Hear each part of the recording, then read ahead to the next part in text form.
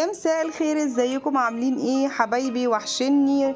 النهارده هنعمل عاشوره. النهارده بقى هنعمل بسر جديد كده. بس الاول كل سنه وانتم طيبين بمناسبه عاشوره النهارده، وربنا يتقبل صيامكم ويتقبل دعواتنا النهارده. دعينا كتير طبعا، وان شاء الله ربنا يتقبل دعواتكم. النهارده بقى هنعمل البليله اللي هي العاشوره. غسلنا القمح كويس جدا وطلعنا منه اي حاجه تكون ترابايه او اي حاجه تكون فيها، يعني لازم ننقي البليله الاول، وبعد كده غسلناها كويس جدا، وبعد كده حطينا عليها ميه تكون سخنه من الكتل، وهنسيبها ساقعه كده على جنب كده شويه، او ممكن انتي تنقعيها من قبليها بيوم، يعني في ميه عاديه. بقى لو هتنقعيها قبلها بيوم حطيها في ميه من الحنفيه، ما تكونش ميه سخنه كده من الكتل.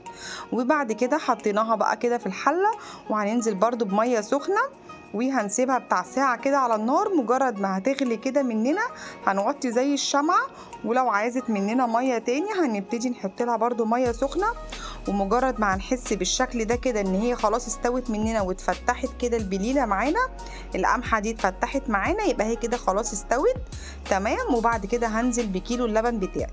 بس هسيب كوباية بليلة كوباية لبن على جنب عشان نحط فيها النشا، بس يكون اللبن يكون ساقع. يعني انا خلاص نزلت باللبن اهو، اروح هاخد دول بقى احطهم في التلاجة كده شوية لو هما لسه دافيين، عشان مجرد ما احط ال3 معالق نشا ما يبقاش فيه تكتلات مني، لازم يكون اللبن ساقع.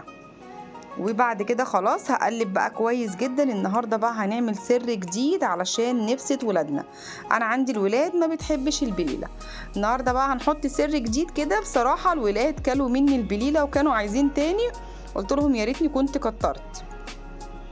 كل سنة وانتم طيبين. النهاردة بقى كنا صايمين، ربنا يتقبل دعواتنا يا رب، ويحقق كل واحدة كده النهاردة دعت، وكل واحد دعا كده النهاردة ربنا يحقق له حلمه ان شاء الله. طبعا اهم حاجة طبعا الصلاة والقرب من ربنا، وان شاء الله ربنا يتقبل دعواتكم. حطينا طبعا البولة بتاعت الزبيب اللي كانت اتبقت معايا من رمضان.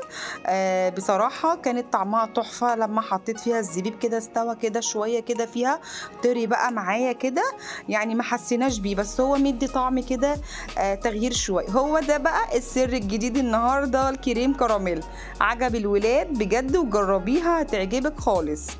حطينا بقى كده كيس الكريم كراميل وقلبنا كويس عشان ما يبقاش في اي تكتلات. انا جبت كيس واحد بس، غير معايا بقى كده الطعم، وبصراحة بسط الولاد. وانا اهم حاجة عندي الولاد ان هي تاكل.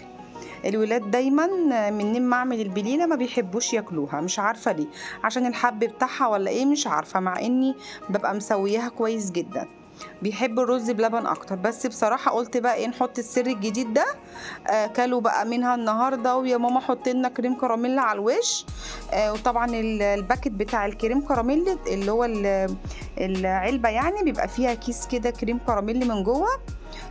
عملته كده على الوش كده على الاطباق، وعجب الولاد خالص.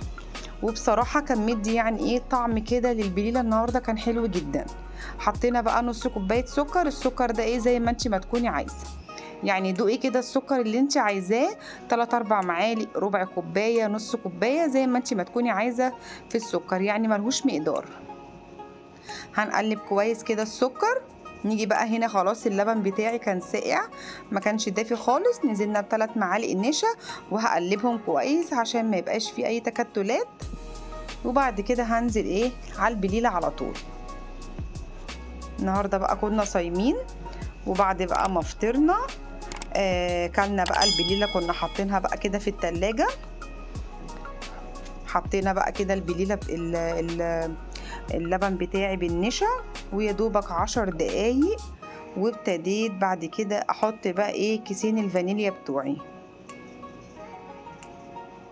خلينا بقى الولاد النهارده بقى طبعا هم كده كده بصراحه بيصلوا معايا، معوداهم ان هم يصلوا معايا. بس بصراحة بقى النهاردة يعني من بعد العصر كده خلاص، لما خلصنا الأكل بتاعنا وكل حاجة، ابتدينا بقى من بعد العصر كده ابتدينا بقى ندعي مع بعضينا علشان يعرفوا ان اليوم دوت مميز في السنة. كل سنة وانتوا طيبين. غرفنا بقى البليلة بتاعتنا في الاطباق. طب انا دلوقتي لو مش حابة ان انا اكل بليلة في اطباق، يعني زي الرز بلبن كده، وحابة ان انا اشربها طب اعمل ايه؟ ما احطش زبيب ولا احط الكريم كراميل اللي انا حطيته دوت.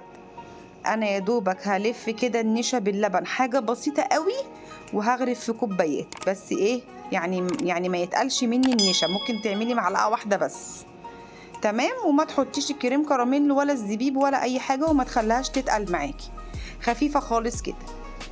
وتصبي في كوبايات وتشربي البليله معاكي في كوبايات. لكن انا بصراحه النهارده كنت حابه ان انا اعملها كده واحطها في التلاجة عشان تطري كده على البرد قال على السخونيه اللي احنا فيها في الحر والنور القاطع وكل حاجه.